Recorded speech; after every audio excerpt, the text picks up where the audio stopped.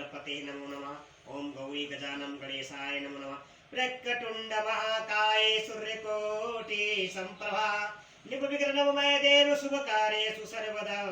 जय जय श्री गणेशाय नमो नमः। कंठे यस्य विराजते हीगर्लम गंगा जलम मस्तके बाणे यंग गिरिराज राजतने एजा भवानी पतिं नंदी स्कंद ब्रजराज सहित श्री विश्वनाथ प्रभु काशी मंदिर स्थितो खिली हुए देत सदा मंगलम कपूर गौरम करवम तारम संसार सारम भुजगेंद्रहारम सदा वसंतम हितारविंदे भवम भवानी सहितम नमामि करिदंडवत सपे मधि शिव सनूख कर जोरी विनय करत गद गद सरस मुझ घोर गति मोरी बोलो हर हर महादेव तुम्हारी सदा जय जयकार। अखंड नंद बोधाय शिष्य संताप हरणे सच्चिदानंद रूपाय तस्मै श्री गुरुवे नमः। अखंड मंडलाकारं व्याप्तेन चराचरं तद्वर्षितेन तस्मै श्री गुरुवे नमो नमः। अज्ञानतिमिरादस्य ज्ञाननचसकालाय चक्षुमृतं येन तस्मै श्री गुरुवे नमो नमः। गुरुर्ब्रह्मा गुरुर्विष्णु गुरुर्देवो महेश्वरः गुरुर्साक्षात् परब्रह्म तस्मै श्री गुरुवे नमो नमः। हे गुरु महात्मा सदा जय जय कंकणम हर हर महादेव शिव शंभु हर हर महादेव शिव शंभु हर हर महादेव शिव शंभु हर हर महादेव शिव शंभु।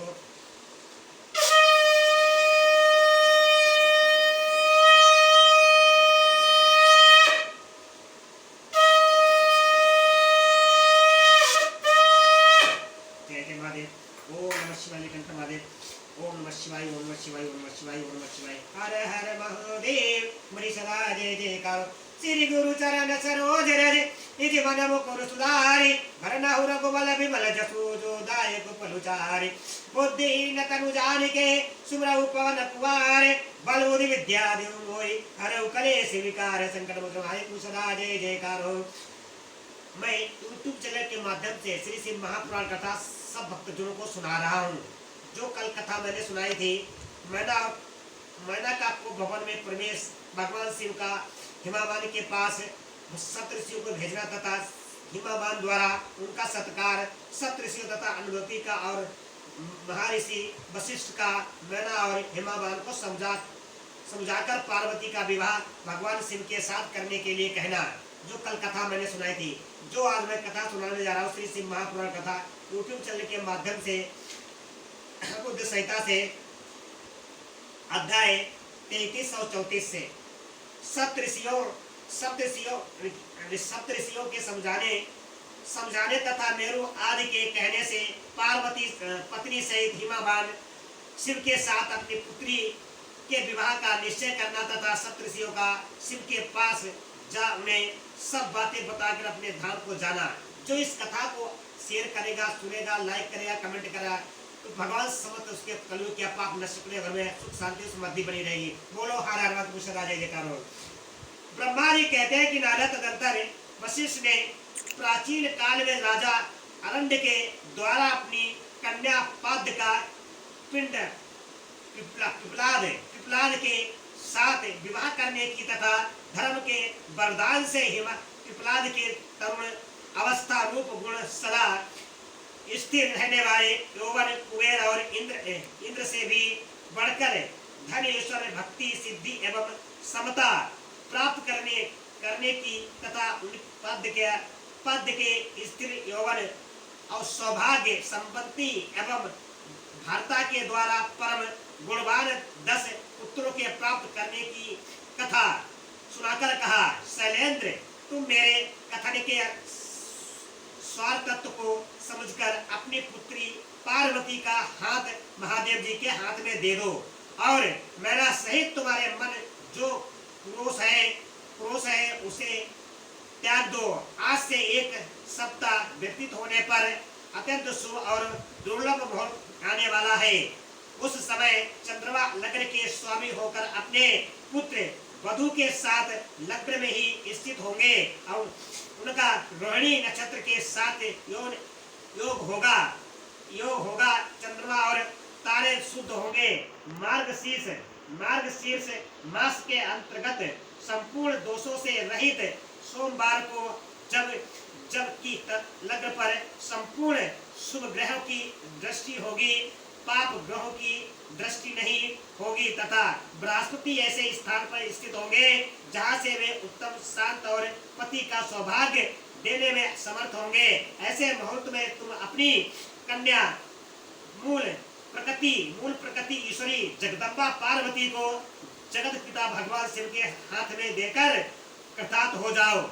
ऐसा कहकर ज्ञानी शिरोमणि मुनिवर वशिष्ठ नाना प्रकार की लीलाएं करने वाले भगवान शिव का स्मरण करके चुप हो गए। वशिष्ठ की बात सुनकर सेवकों और पत्नी सहित गिरिराज हिमालय बड़े विस्मित हुए और दूसरे पर्वतों से बोले। हिमालय ने कहा कि गिरिराज मेरु सह गंध मादन और मद्राचल मैनाक और विंध्याचल आदि पर्वतेश्वर आप सब लोग मेरी बात सुने। वशिष्ठ जी ऐसी बात कह रहे हैं कि अब मुझे क्या करना चाहिए, इस बात का विचार करना है। आप लोग अपने मन से सब बातों का निर्णय करके जैसा ठीक समझे वैसा करें। हिमाचल की यह बात सुनकर सुमेरु आदि पर्वत भली भांति निर्णय करके उनसे प्रसन्नता पूर्वक बोले। पर्वतों ने कहा कि महाभाग, इस समय विचार करने से क्या लाभ, जैसा ऋषि लोग कहते हैं उसके अनुसार ही कार्य करना चाहिए। वास्तव में यह कन्या देवताओं का कार्य सिद्ध करने के लिए ही उत्पन्न हुई है। इसने शिव के लिए ही अवतार लिया है, इसीलिए यह शिव को ही दे देनी चाहिए। यदि इसने रुद्रदेव की आराधना की है और रुद्र ने आकर इसके साथ वार्तालाप किया है तो इसका विवाह उन्हीं के साथ होना चाहिए। ब्रह्मा जी कहते हैं कि नारद, उन मेरु आदि पर्वतों की आवाज सुनकर हिमाचल बड़े प्रसन्न हुए और गिरजा का भी मन ही मन हंसने लगी। अरुंधति ने भी अनेक कारण बताकर नाना प्रकार की बातें सुनाकर और विविध प्रकार के इतिहासों का वर्णन करके मैना देवी को समझाया और शैल पत्नी मैना का सब कुछ समझ गई और प्रसन्नचित हो उन्होंने मुनियों को भी, अरुंधति को और हिमाचल को जो भी भोजन कराकर स्वयं भोजन किया। तदंतर ज्ञानी गिरिश्रेष्ठ हिमाचल ने उन मुनियों को भी भली भांति सेवा की। उनका मन प्रसन्न और सारा भ्रम दूर हो गया था। उन्होंने हाथ जोड़ प्रसन्नता पूर्वक उन महर्षियों से कहा कि हिमालय बोले, महाभाग सप्तऋषियों, आप लोग मेरी बात सुने, मेरा सारा संदेह दूर हो गया। मैंने शिव पार्वती के चरित्र सुन लिए। अब मेरा शरीर, मेरी पत्नी मैना, मेरे पुत्री रिद्धि सिद्धि तथा अन्य सारी वस्तुएं भगवान शिव के ही है, दूसरे किसी की नहीं। ब्रह्मा जी कहते हैं कि नारद, ऐसा कहकर हिमाचल ने अपनी पुत्री की ओर आदर पूर्वक देखा और उसे वस्त्राभूषणों से विभूषित करके ऋषियों के गोद में बिठा दिया। तत्पश्चात वे शैलराज पुनः प्रसन्न हो उन ऋषियों से बोले कि यह भगवान रुद्र का भाग है, इससे मैं उन्हीं को दूंगा, ऐसा निश्चय कर लिया है। ऋषि बोले कि गिरिराज भगवान शंकर तुम्हारी याचक ऋषि बोले कि गिरिराज भगवान शंकर तुम्हारे याचक हैं, तुम्हें स्वयं उनके दाता हो और पार्वती देवी भिक्षा है, इसमें उत्तम और क्या हो सकता है। हिमाचल, तुम समस्त पर्वतों के राजा, सबसे श्रेष्ठ और धन्य हो गया। तुम्हारे शिखरों की सम्मान गति है, तुम्हारे सभी शिखर सम्मान रूपों से भी पवित्र एवं श्रेष्ठ है। ब्रह्मा जी कहते हैं कि नारद, ऐसा कहकर निर्मल उन कर्ण वाले उन मुनियों ने गिरिराज कुमारी पार्वती को हाथ में छूकर आशीर्वाद देते हुए कहा कि शिवे, तुम भगवान शिव के लिए सुखदायिनी हो, तुम्हारा कल्याण होगा। जैसे शुक्ल पक्ष में चंद्रमा बढ़ते हैं, उसी प्रकार तुम्हारे गुणों की वृद्धि हो। ऐसा कहकर सब मुनियों ने गिरिराज को प्रसन्नता पूर्वक फल फूल दे विवाह के पक्के होने का दृढ़ विश्वास करा लिया। उस समय परम सती सुखमुखी अनुरुति ने प्रसन्नता पूर्वक भगवान शिव के गुणों का बखान करके मैना को लुभा लिया। अब तदंतर गिरिराज हिमावान ने परम उत्तम मंगालिक लोकाचार का आश्रय ले हल्दी और कुमकुम से अपनी दाढ़ी मुस्का भी मर्जन किया। तत्पश्चात चौथे दिन उत्तम लग्न का निश्चय करके परस्पर संतोष दे वे सप्त ऋषि भगवान शिव के पास चले गए। वहां जाकर शिव को नमस्कार और विविध सूक्तियों से उनका स्वतन करके वे वशिष्ठ आदि सब मुनि परमेश्वर शिव से बोले। ऋषियों ने कहा कि देव देव महादेव परमेश्वर महाप्रभु आप प्रेम पूर्वक हमारी बात सुने।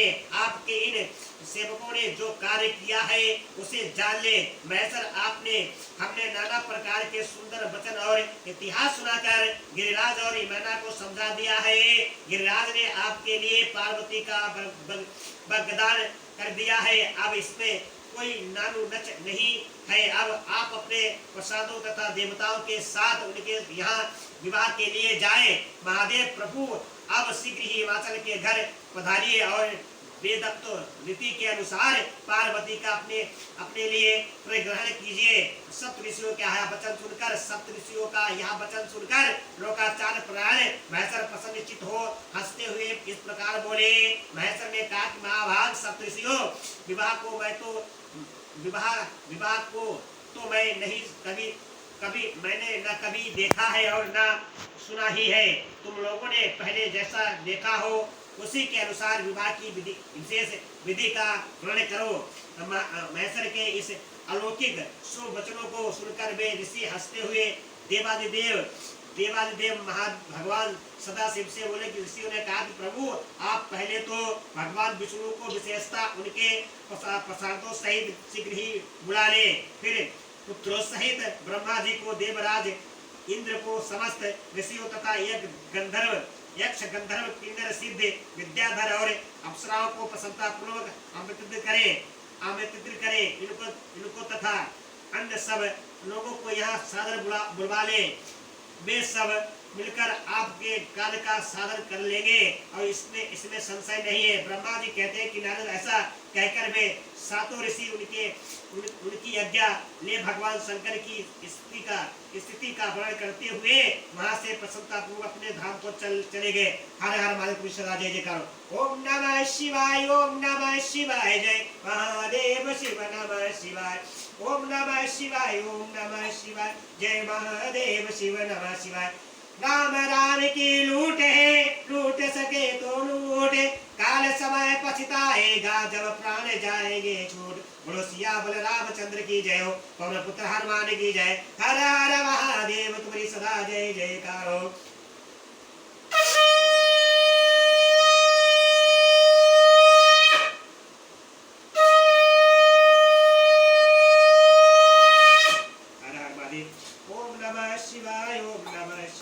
जय महादेव शिव नमः शिवाय।